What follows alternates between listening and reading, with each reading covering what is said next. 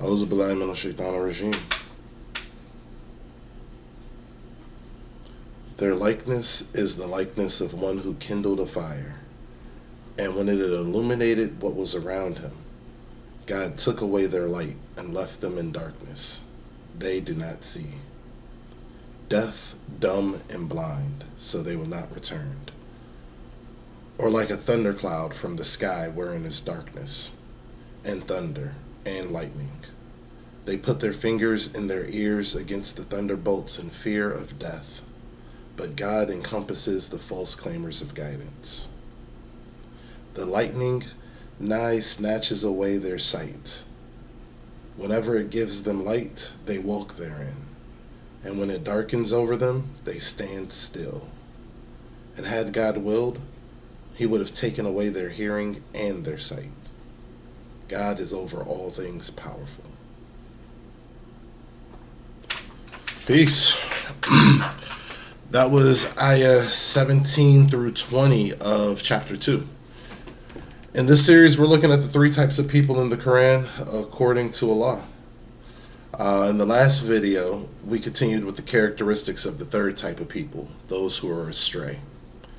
The additional information that we learned about this type of people is that they cause corruption in the land while thinking that they're setting it right. They're arrogant, and they think they're wiser than mankind. They mock mankind. They partner with the Satans. Allah mocks them and guides them further into error. And they trade guidance for misguidance, so they're not guided. So far, Allah spent the most time on this type of person, which makes sense because this is literally the scariest path of all, because if you're on it, you probably don't know you're on it.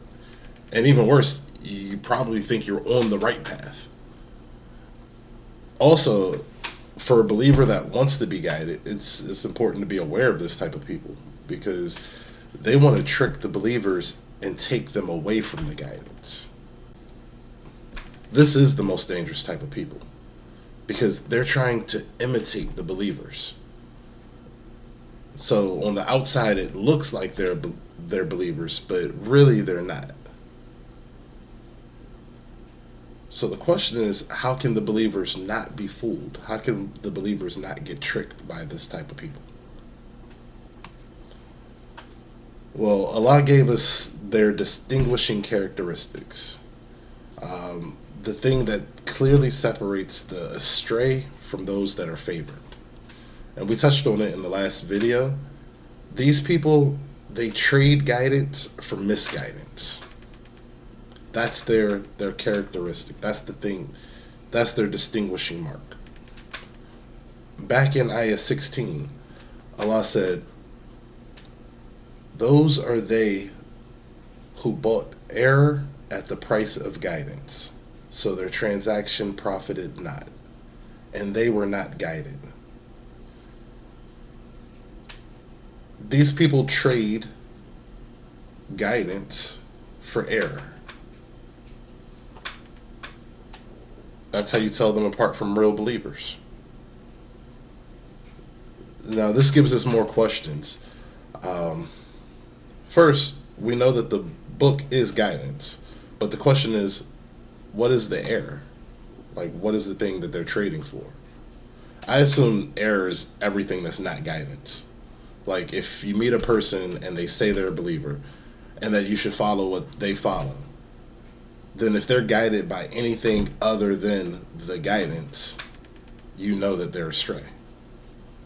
Like, no matter what that something else is, it's error. In this video, we'll pick up from there with what Allah tells us about these people. In the next ayah, he says, "Their likeness is as the likeness of one who kindled a fire. When it had illuminated what was around about him, God took away their light and left them in darkness, so they do not see." So now After describing these people, Allah gives us an example of what they're like. He says they're like someone who made a fire, and when they make a fire, now they have light all around them. So this seems to imply that before they were in darkness. But now after getting the light, Allah took it away from them, putting them back in darkness. So these people did what it took to get the light, to get out of darkness, but then Allah took it away from them. What does the light represent? Like in this example, what's the light the analogy for? Is the light the guidance in this example? That's the question. Allah continues by saying, deaf, dumb, and blind, so they will not return. This seems to confirm that the light is the guidance. Because in the previous ayahs, Allah described the people that don't have the guidance as having ears and eyes that are covered. Well, if your ears are covered, you're deaf. And if your eyes are covered, you're blind. And if your heart has a disease, then as we saw earlier, you're going to make wrong decisions, making you dumb. So the parallel in this example seems to be having the light equals having guidance, while being in darkness is the same as being unguided. But let's see if this idea holds up or not. In the next ayah, Allah goes, or like a thundercloud from the sky wherein is darkness, and thunder and lightning. They put their fingers in their ears against the thunderbolts in fear of death. But God encompasses the false claimers of guidance. Okay. So Allah gives us another analogy for these people. This time He likens them to a storm cloud full of darkness and thunder and lightning. Then Allah says they cover their own ears so as to not hear the thunder out of fear of death.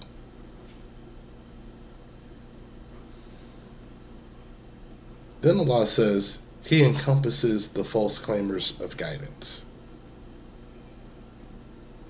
Okay, so now we got a lot of questions. What is Allah saying with this similitude? Like, what is He comparing the thundercloud with its storm attributes to? How is this third group of people, those that are astray, like this example? What does Allah mean when He says He encompasses the false claimers of guidance? It looks like Allah is pushing us further into the Quran. Remember, a part of the agreement is if you want to be guided, you have to seek help from Allah alone. And humans of all animals have the ability to read, question, and reason. And Allah just gave us more questions that we need help answering. This is one of the mechanisms of the Quran. It's a book of correct answers, and it also gives us the right questions to ask. And as you read, Allah gives you the answers, as long as you're asking Him for the answers. We started this series asking the question, who are we? And what are we doing here?